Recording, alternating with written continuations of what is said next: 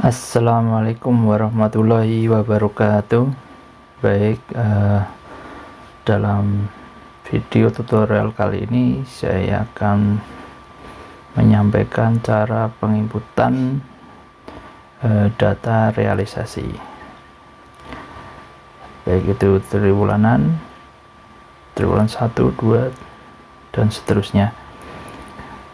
Sebelum mulai ke penginputan realisasi, bahwa data realisasi akan diinput itu berasal dari proses di perencanaan. Kemudian setelah di proses perencanaan, di sini ada data renstra. Dari data renstra ini akan kita buat untuk menjadi data renja yang akan dilakukan di evaluasi. Jadi di sini ada dua modul, yaitu modul perencanaan, kemudian ada modul evaluasi. Untuk akun atau username password ada 3 macam, bisa saya jelaskan seperti ini. Jadi untuk akun 1 ini nanti akunnya seperti ini, username seperti ini adalah username password dulu di awal input renstra. Ini akan digunakan untuk menambah, edit atau hapus visi dan misi. Ini khusus nanti di akunnya Bapeda, untuk OPD yang lain tidak ada.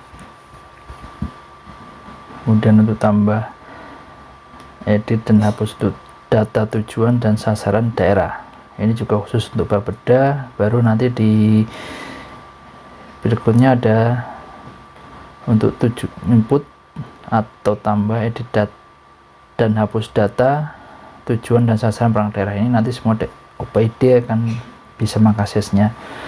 Kemudian setelah data, di sini juga ada data fasilitas untuk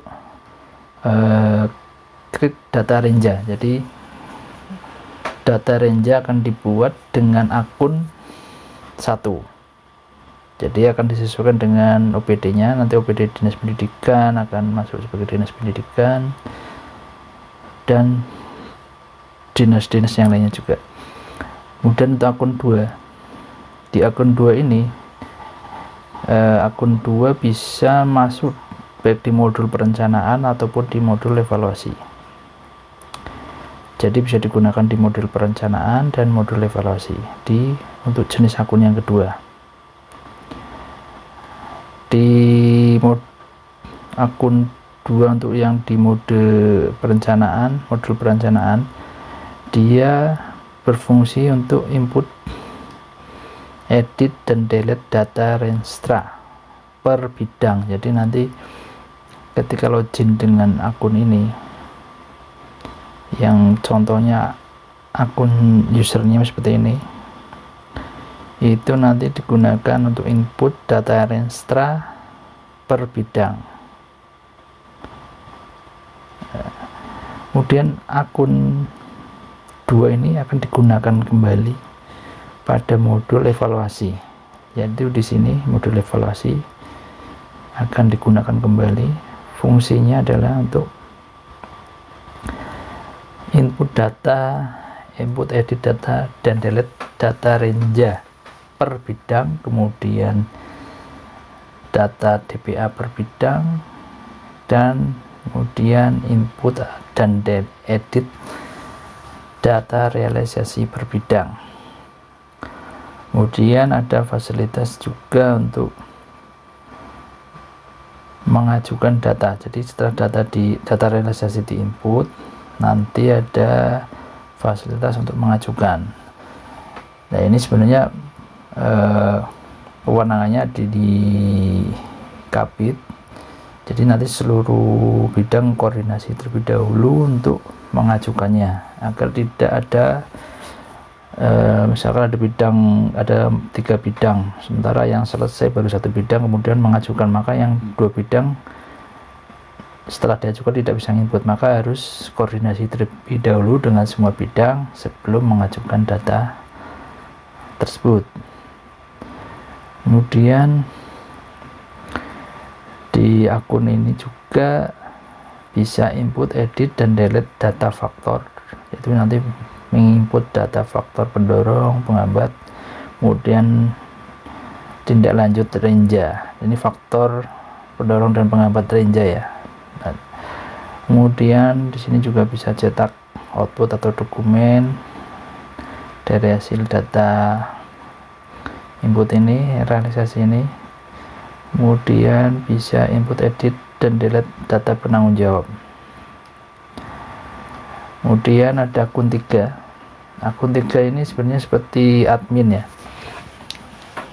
Tugasnya nanti ini ada di modul evaluasi saja. Jadi modul evaluasi.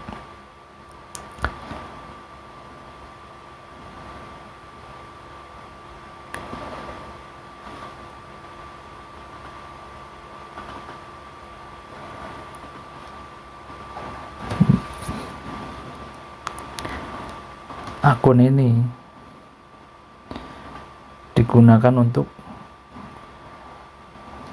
kunci renja. Jadi setelah renja nanti diinput oleh akun 2 atau oleh operator atau staff, nah itu nanti akun 3 yang akan melakukan penguncian. Jadi akun 3 di sini contohnya ada sekretaris. Jadi contoh akunnya nanti terlihat ada sekretaris, pimpinan, bidang teknis, atau dalek.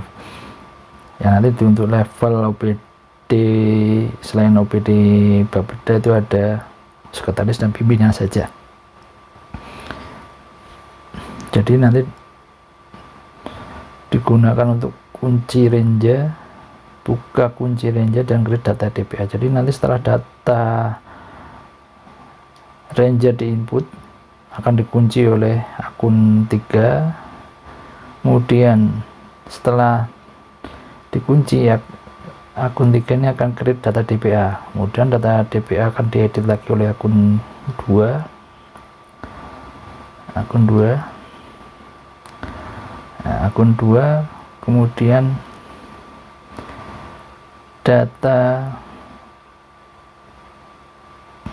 akan kembali dikunci untuk DPA di akun 3.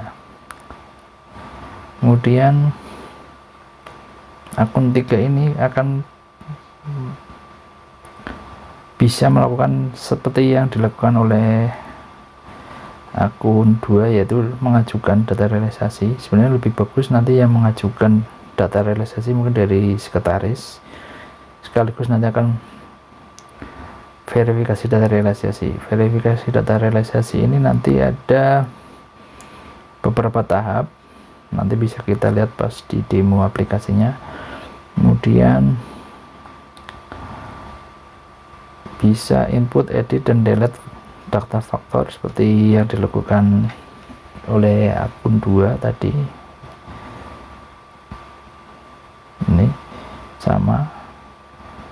Kemudian nanti ya khusus yang bidang dalek atau kasih dalek bisa melakukan input, edit, delete faktor, dan tindak lanjut RKPD, dan cetak dokumen, dan sama seperti yang lainnya bisa input, edit, delete data penanggung jawab. Baik, langsung saja kita coba login dari proses pertama, yaitu nanti dari create data renja. Kita login menggunakan akun 1. Nanti saya akan melogin 2, yaitu 1 sebagai akun 1 dan kemudian yang satunya lagi sebagai akun 2. Sebagai akun 2 sama-sama di perencanaan. Jadi nanti di sini bisa input, edit, delete, restra. Kemudian yang akun 1 bisa create data renja. Baik, untuk yang ini Chrome saya coba masuk ya, nanti ini isi username dan password ya, diisi username kemudian passwordnya dan login. Sudah login maka masuk ke dashboard, kemudian kita klik garis 3 ini kita pilih di sini. Nah, di sini karena saya login sebagai Bapeda, bisa menginput visi, misi, tujuan, sasaran, keterkaitan misi tujuan. Ini nanti diserahkan ke admin, yaitu bisa sekretaris atau pimpinan. Kemudian di sini bisa nanti tujuan, sasaran, perangkat daerah. Ini bisa ditambahkan, tambah, edit, delete, indikatornya di sini. Kemudian untuk Renstra, di sini akun 1 ini bisa create data range setelah data Renstra diinput per bidang. Nah, nanti saya login satu lagi sebagai input data Renstra untuk input data Renstra per bidang. Jadi Mozilla ini, browser Mozilla, saya coba login sebagai akun 2. Ya, di sini saya login untuk akun bidang di Bapeda, ini sekretaris ya, saya login sebagai sekretaris di Bapeda Litbang. Login, tampilan awal ada di dashboard, kemudian di sini ada Renstra. Nah, ini entry sub sini maksudnya adalah per bidang. Nah, di sini nanti bidang terkait akan menginputkan datanya di sini, menambah edit, indikator, kemudian program, kegiatan, dan subkegiatan. Nah, kegiatan untuk input Renstra sudah selesai dilaksanakan, jadi bisa langsung kita create. Sebelum create, kita lebih baik kita coba, di sini ada tombol get data all, kita klik. Ini adalah untuk menarik data dari bidang-bidang yang diinput. Di sini ada syarat get data terpenuhi, jadi semua data sudah terpenuhi, yaitu salah satu syaratnya adalah tidak ada selisih input data pagu. Kita coba sekali lagi untuk memastikan. Oke, setelah selesai kita bisa create data. Create data ini menggunakan akun 1 ya. Create, kita pilih tahun 2022 karena kita akan melakukan input data realisasi untuk APBD tahun 2022. Maka kita pilih tahun 2022, confirm.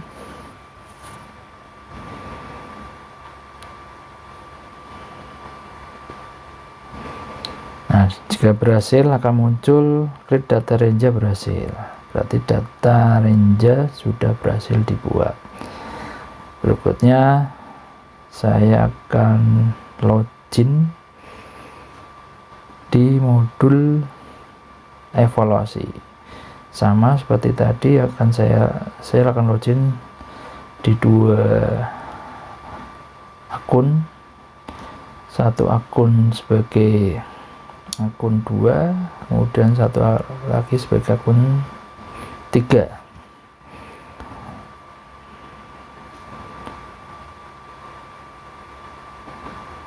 Ini saya login sebagai akun 2 terlebih dahulu.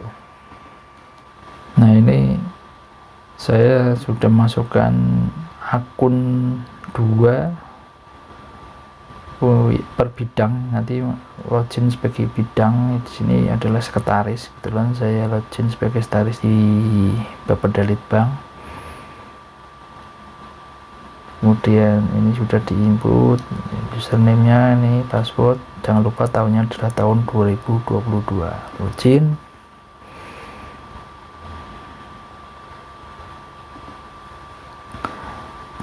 Tampilan awal adalah dashboard evaluasi seperti ini, dan kita kembali lagi di sini. Nah, di sini bisa kita lihat bahwa untuk akun bidang dia bisa input edit data range per bidang, kemudian ini DPA per bidang, kemudian entry realisasi per bidang, dan ini nanti mengajukannya. Bisa kita cek data di DPA masih kosong karena proses masih baru di tahap range. Ini juga data masih kosong, dan data range seharusnya sudah ada. Ini sudah ada karena tadi sudah di-create, dan yang tampil di sini adalah sesuai bidangnya. Di sini kebetulan saya login sebagai sekretaris, maka muncul program, kemudian kegiatan, subkegiatan yang ada di sekretaris. Kemudian di sini kita akan menyesuaikan data range ini. Jadi data range ini adalah data awal yang diambil dari Renstra tahun 2022, diturunkan dibuat sebagai data awal range. Ketika data range ini tidak sama dengan data range yang Bapak Ibu input, terutama di input di data range di SIPD, maka datanya akan harus disamakan terlebih dahulu, baik uangnya ataupun indikatornya dan targetnya. Contoh di sini misalkan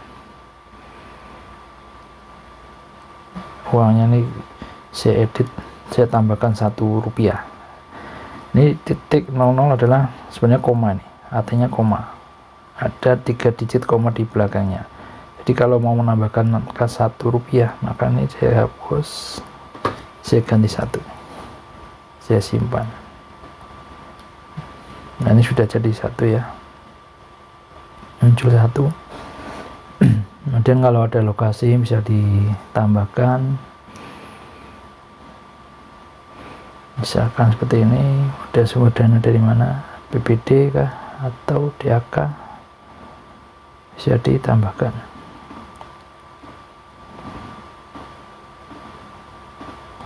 Dan simpan. Oke, setelah diinput, kita input data range. Kalau sudah sama, maka kita bisa melakukan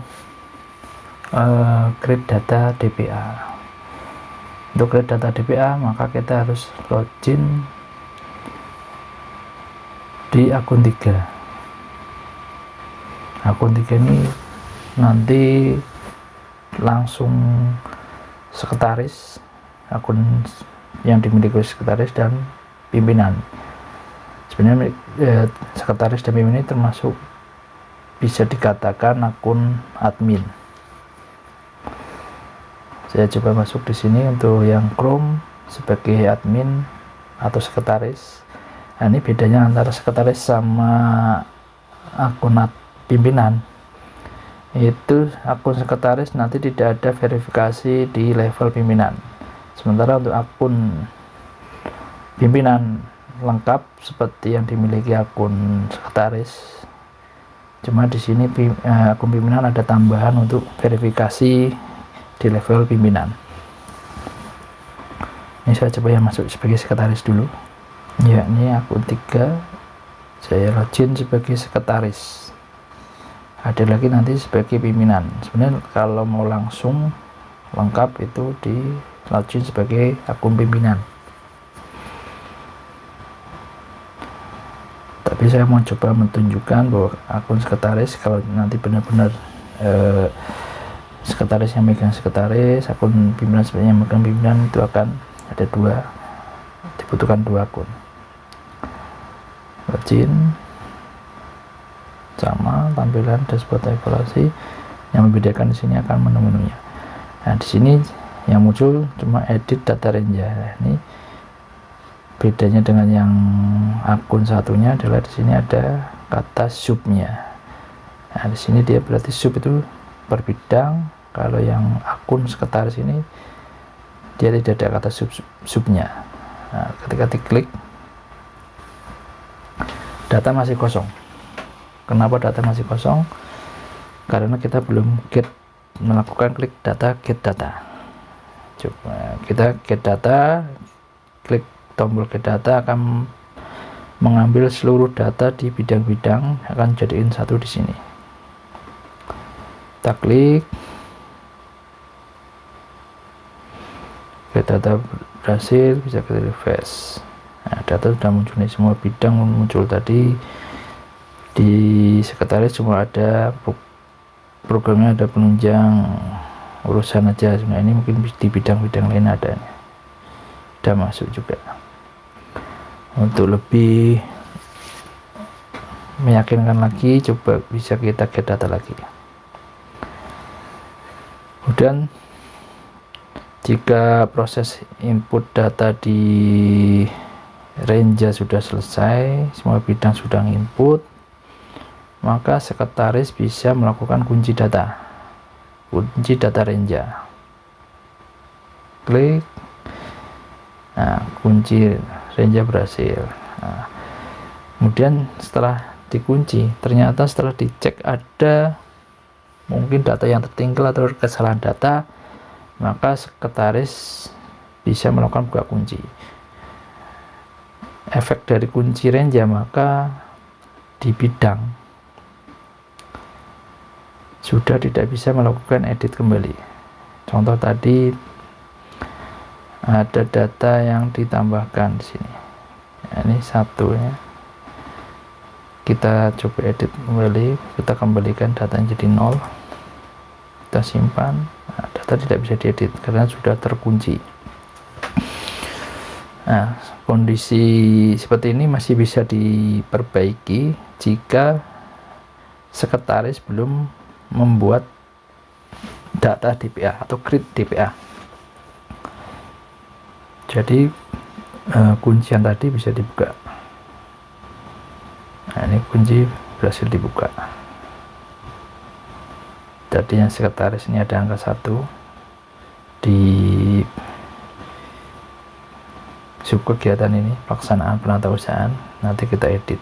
Nah, kita edit menjadi 0, kita hilangkan angka 1-nya. Kita kembali ke bidang. Nah, di bidang ini kita refresh dulu datanya, kita edit, ini kita 0, simpan. Nah, maka data sudah menjadi 0. Ini udah 0, ini masih 2, ini masih ada satunya. Kita refresh, sudah kelihatan bedanya. Kita kembali lagi ke sekretaris, di sini kita refresh, itu data belum berubah karena kita belum melakukan get data. Kita get data mungkin bisa sampai 2 kali untuk memastikan. Kita tunggu. Nah, setelah tunggu, nih data sudah terupdate dan 0 ya, sudah tidak ada angka 1-nya. Ini sudah hilang.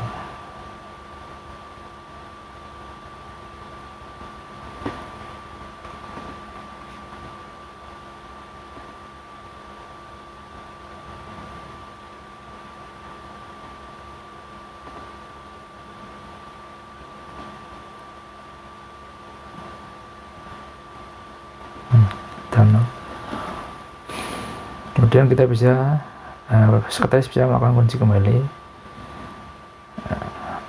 Baik, setelah dikunci nanti bisa di create data DPA. Kita cek dulu data DPA, apakah data DPA sudah ada. Nah, ini masih kosong ya data DPA. Kita coba create data DPA.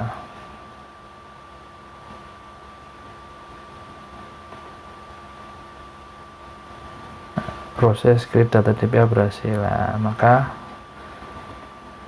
data DPA seharusnya sudah bisa terlihat di sini. Nah, di sini di sekretaris bisa melakukan kunci kembali DPA ataupun buka kunci.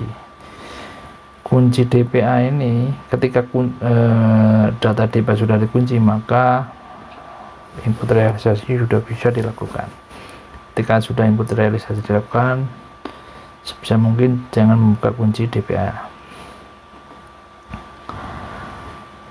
Kemudian kita kembali ke bidang. Di bidang misalkan kita sudah cek, nah di sini bisa melakukan edit kembali, karena tadi di proses range sudah selesai. Kita bisa lakukan edit, misalnya ada yang mau dirubah, mau ditambah. Saya anggap untuk proses ini Bapak Ibu sudah berkali-kali melakukan, sudah paham. Langsung saja kita masuk ke create data DBA, kembali ke sekretaris untuk melakukan kunci DBA. Data dikunci, proses kunci DBA berhasil. Nah, ketika sudah dikunci maka realisasi sudah bisa kita lihat. Nah, di sini data realisasi sudah muncul. Ini bisa kita get data untuk mengambil data realisasi yang sudah diinput di masing-masing bidang, dikelompokkan menjadi satu. Ya, triwulan 1, 2, 3, 4. Jadi proses tadi melakukan input data range kemudian DBA itu sebenarnya cukup dilakukan di awal. Dan triwulan 2 mungkin bisa ketika melakukan nanti input realisasi triwulan 2 tidak perlu melakukan penyesuaian range kembali atau DBA kembali. Nah, ini di sini sekretaris bisa melakukan pengajuan. Nah, sekretaris tidak bisa melakukan input realisasi, yang bisa menginput adalah bidang. Maka kita kembali lagi ke bidang untuk melakukan input data realisasi. Ini kita klik yang sub. Untuk yang ini sama yang di sekretaris tadi ada pengajuan. Pengajuan bisa dilakukan oleh operator, tapi diharapkan pengajuan ini sudah dikoordinasikan dengan bidang-bidang yang lainnya. Karena ketika sudah diklik pengajuan ini maka semua bidang akan mengajukan. Maka sebaiknya sebenarnya cukup yang melakukan pengajuan ini di sekretaris. Kembali di sini kita coba melakukan input realisasi. Nah, di sini kebetulan tadi di bidang di sekretaris saya akan mencoba melakukan input realisasi. Contoh di sini. Jadi input realisasi untuk anggaran cukup dilakukan di level subkegiatan. Di program tidak perlu input, kemudian di kegiatan tidak perlu input, kemudian di subkegiatan baru kita melakukan input anggaran atau realisasi anggarannya. Kita klik, misalkan sini 1000, kemudian sini 2000, 3000. Kita simpan, kita input dulu semuanya. Kita nggak usah lihat di level kegiatan atau subkegiatan. Mungkin di sini udah kelihatan ini 6000, di sini masih 0, tidak apa-apa, biarkan saja. Kita input aja dulu sampai selesai di subkegiatan. Ini dan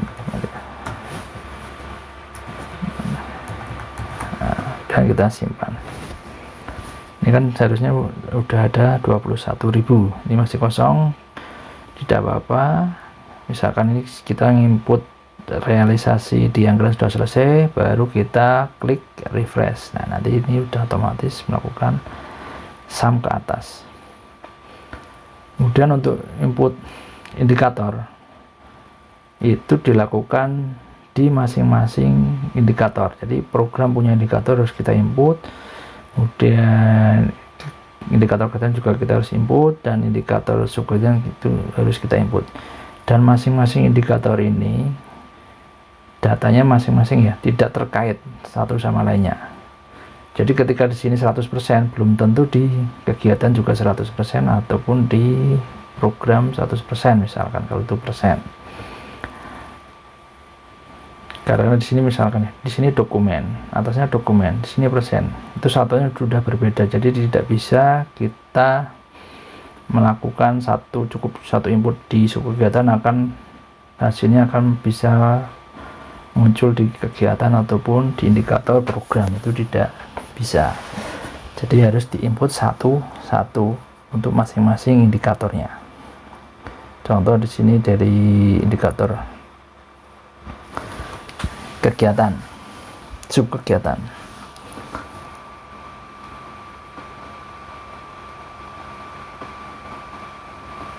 Ini misalkan kita input, misalkan di sini 1, kemudian di sini di fisik misalkan 10%, kemudian bulan kedua ada 2, bulan ketiga ini fisiknya sama 20%, ini bulan 3, dan di sini 30%. Kita simpan. Datanya seperti apa? Nah, di sini ada realisasi kinerja tahunan. Di sini 6 itu adalah hasil penjumlahan dari kinerja bulan 1, 2, dan 3. Kenapa ini dijumlahkan? Karena metodenya adalah metode input parsial. Kalau parsial itu berarti akan dijumlahkan satu persatu.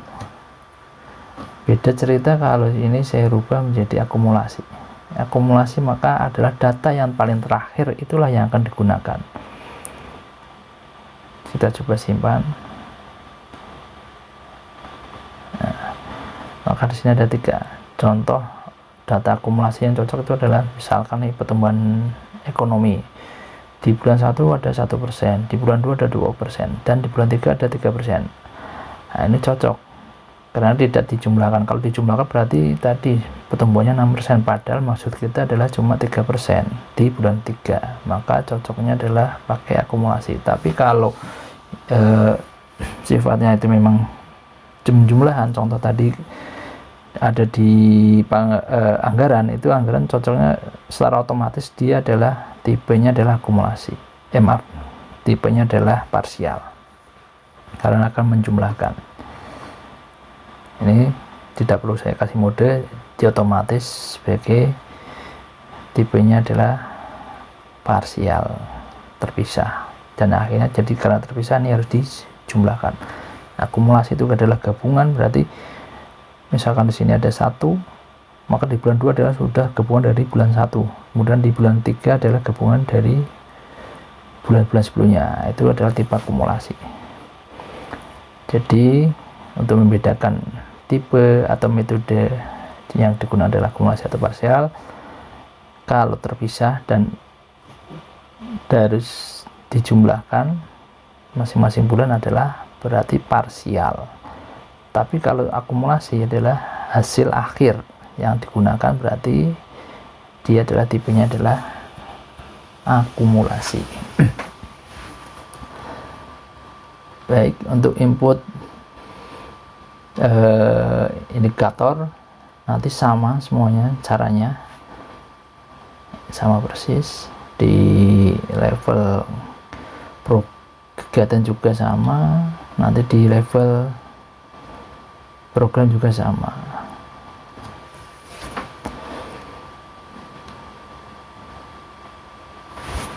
Terutama untuk level program harus diisi ya, karena dia akan mempengaruhi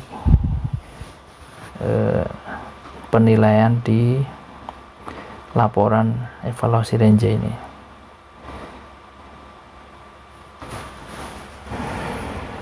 Nah, ini laporan ini yang dihitung adalah dari capaian rata-rata capaian kinerja dari program, indikator program. Jadi sebenarnya indikator subkegiatan dan kegiatan itu tidak ikut dinilai, yang dinilai adalah indikator program. Tapi ini harus diisi semuanya, baik indikator program, kegiatan, dan subkegiatan harus diisi. Kemudian untuk tampilan ini adalah tampilan versi HTML karena belum mengisi faktor pendorong dan faktor penghambat.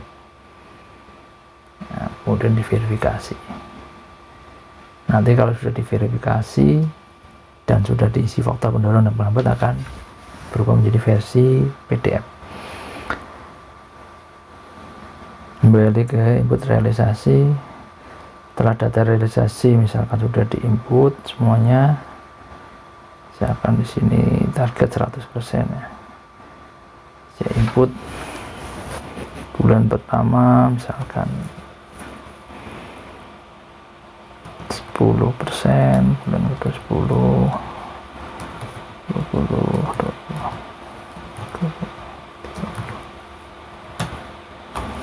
simpan. Nah, ini karena parsial maka ini kalau ngesam, maka kita bisa ganti, misalkan itu bukan ini maksudnya, maka bisa kita ganti akumulasi, simpan. Atau memang kalau setiap bulannya itu harus 100% misalkan, ini berarti kan akumulasi 100%, ini 100%, 100%. Nah, ini datanya nanti di sini 100%. Nah, ini kalau tipenya parsial, ini akan menjadi 300%. Nah, ini ada kesalahan nanti. Kalau maksud Bapak Ibu adalah 100%, berarti di sini tipenya adalah yang akumulasi. Nah, ini makanya jadi 100%. Setelah selesai input dan semua bidang sudah selesai, bisa melakukan pengajuan. Sini statusnya masih new,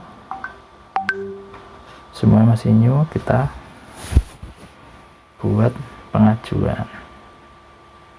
Nah, proses pengajuan berhasil. Baik, sudah jadi request. Kemudian proses selanjutnya adalah setelah request adalah masuk di sekretaris untuk diverifikasi di sekretaris.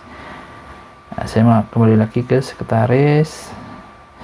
Saya refresh. Nah, ini sudah request, ada pengajuan dari operator atau bidang. Nanti kalau ini saya klik pengajuan lagi, ini kan sama nih. Ini gagal karena ini sudah request, karena ini di mode pengajuan sama seperti yang di operator tadi ya. Ini kalau mau di verifikasi adalah di verifikasi bidang untuk melakukan proses dari request ke verify. Ini bisa diklik, maka statusnya dari request to verify ya. Kemudian nanti masuk lagi ke untuk minta persetujuan dari sekretaris dari verify to verified. Jadi setelah dicek seluruhnya, kalau sekretaris setuju maka bisa melakukan approve. Nah, ini bisa proses approve gagal ini karena isi faktor terlebih dahulu dan faktor penghambat terlebih dahulu. Nah, ini harus diisi, kalau belum diisi nggak bisa, maka bisa diisi oleh sekretaris langsung di sini faktor dan kemudian diverifikasi, atau dari operator.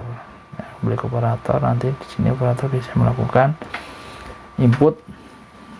Nah, ini faktor pendorong, faktor penghambat. Ini sudah ada. Kemudian di tindak lanjutnya juga harus diisi.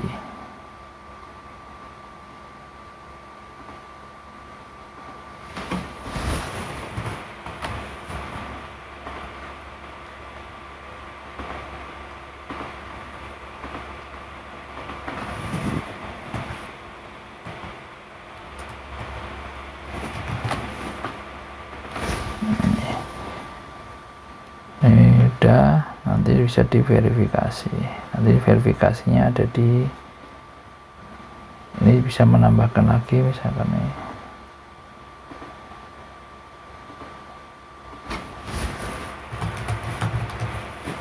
Dorong 2. Oh, ini kalian sudah mengajukan, nggak bisa menambahkan. Tadi udah sempat saya input, jadi nanti kalau mau input ditambah, atau nanti kalau mau diperbaiki diedit, karena sudah request nggak bisa diedit karena tadi udah melakukan klik pengajuan. Setelah ini pengajuan statusnya request, akan masuk di sini untuk diverifikasi. Di sekretaris akan melakukan verifikasi. Ini kita cari PD nya, ini Bapeda, kita ini kemudian kita approve. Nah, udah approve maka verified, ini udah selesai. Ini bisa melakukan cancel approve, ini udah di approve nih, bisa di cancel. Nah, ini jadi request kembali atau di reject, nanti statusnya menjadi bisa diedit lagi. Ini di reject, ini harus ada catatannya kalau mau reject. Ini reject, kalau di reject nanti kembali ke sini ke operator. Di sini statusnya akan reject dan bisa diedit, bisa ditambahkan kembali. Kemudian mengajukan kembali, nanti perlu diverifikasi kembali di sini. Nah, ini nggak perlu saya reject,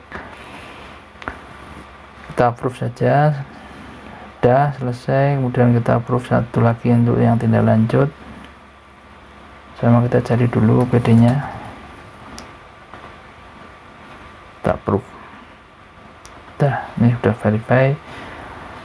Karena sudah verify dan sudah diinput, harusnya tadi bisa dilakukan verifikasi di sekretaris. Ini sudah bisa dilakukan proof.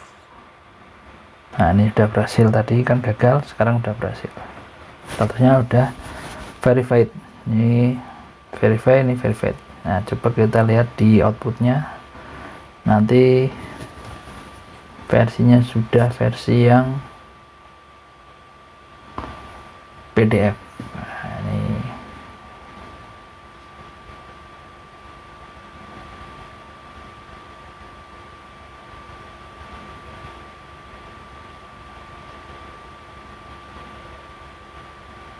Nah, ini sudah munculnya versi PDF. Nah, ini PDF bisa di download di sini atau langsung dicetak di sini. Ini versi yang PDF, ada watermarknya. Nah, ini datanya seperti ini.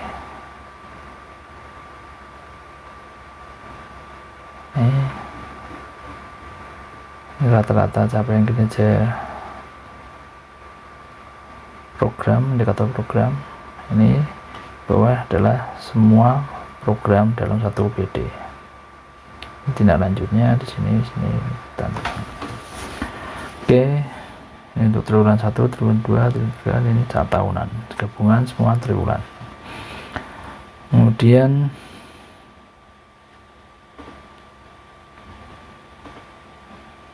setelah sampai di sekretaris selesai, harusnya ini nanti masuk ke pimpinan. Nah, ini saya akan login sebagai pimpinan. Ini logout dulu, masuk lagi di evaluasi sebagai pimpinan. Ya, di sini saya adalah ketik username untuk pimpinan. Di sini ada tulisan pimpinan. Nah, kalau untuk pimpinan itu depannya ada pimpinan, tandanya ada tulisan pimpinan. Kemudian username nya ini, passwordnya masukkan, tahunnya jangan lupa 2022. Klik login. Nah, di sini nanti lengkap seperti yang punyanya sekretaris. Cuma kelebihannya ada dia menambahkan ada verifikasi di level pimpinan. Nah, di sini nanti pimpinan kalau sudah dicek setuju maka bisa melakukan approve. Kalau tidak setuju misalkan di reject. Nah, ini nggak bisa di reject karena belum ada catatan, harus minimal ada satu catatan. Di sini misalkan masukkan catatan ini simpan. Nanti ada warna merah, ini kalau di reject ini baru berhasil. Kalau di reject prosesnya kembali lagi ke operator dan naik lagi ke atas bidang, kemudian sekretaris dan masuk lagi ke pimpinan. Kalau sudah disetujuin di level pimpinan maka di approve, maka statusnya menjadi tadi verify menjadi ACC. Nah, proses di sini sudah selesai di level OPD selesai. OPD sudah selesai untuk pelaporan realisasinya. Tahap berikutnya adalah masuk di verifikasinya, ada di bidang tes di Bapeda, kemudian di bidang teknis di Dalevnya di Bapeda. Untuk proses input realisasi di OPD selesai sampai di sini.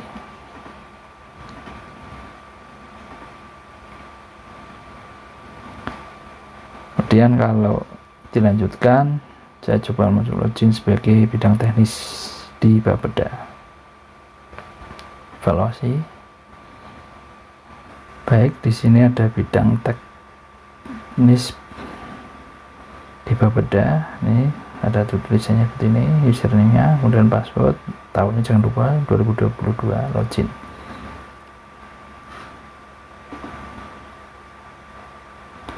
Nah, di sini nanti ada verifikasi di Bapeda.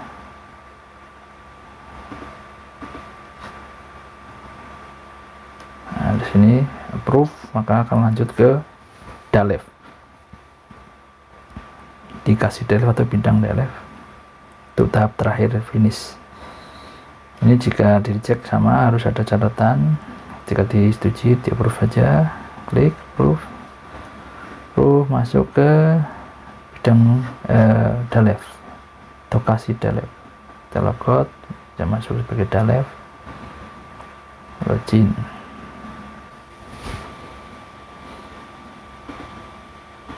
Nah, di sini nanti kasih Dalef, bisa approve to finish, selesai. Kalau ini udah finish berarti selesai. Ketika finish pun masih bisa di cancel finish jika ada kesalahan.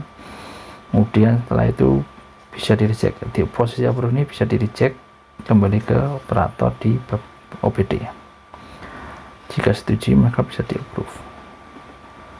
Nah, di sini laporannya untuk RKPD nanti akan menggabungkan dari semua OPD yang sudah selesai akan menjadi satu file. Contoh seperti ini. Ini karena belum ada yang finish maka datanya masih kosong. Ini juga karena belum ada faktor penghambat pendorong yang diverifikasi yang untuk yang RKPD, faktor penghambat pendorong RKPD. Kemudian kita coba verifikasi lagi yang tadi, kita verifikasi, kita approve, maka sudah selesai menjadi finish. Maka kita lihat di laporannya sebenarnya sudah ada data OPD yang finish. Nah, di sini sudah ada OPD yang finish, tetapi karena faktornya pendorong dan penghambat RKPD-nya belum diinput, maka masih dalam bentuk HTML seperti ini akan menjadi dalam mode PDF, maka harus diinputkan terlebih dahulu untuk evaluasi faktor RKPD-nya dan tindak lanjut RKPD.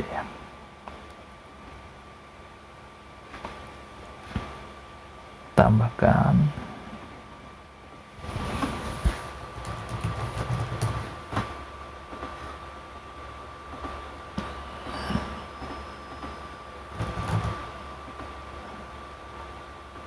ajukan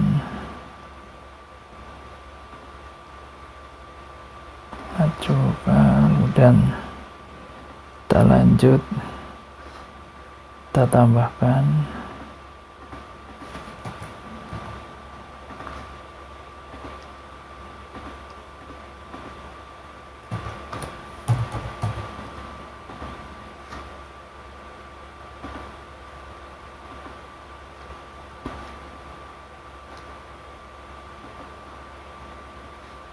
proof.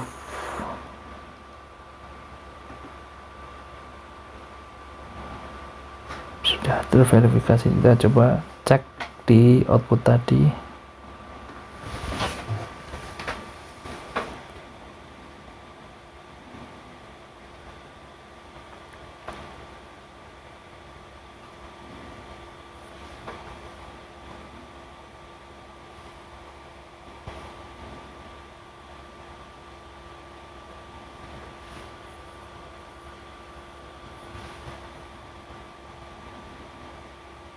Ya, ini tampilannya karena sudah diinput faktor pendorong, faktor penghambat RKPD-nya, maka tampilan sudah dalam mode PDF, dalam bentuk format PDF. Seperti ini tampilannya, bisa di-download dan di-print. dan prosesnya sudah selesai karena sini sudah dalam status finish. Baik, saya akhiri tutorial input realisasi. Wassalamualaikum warahmatullahi wabarakatuh.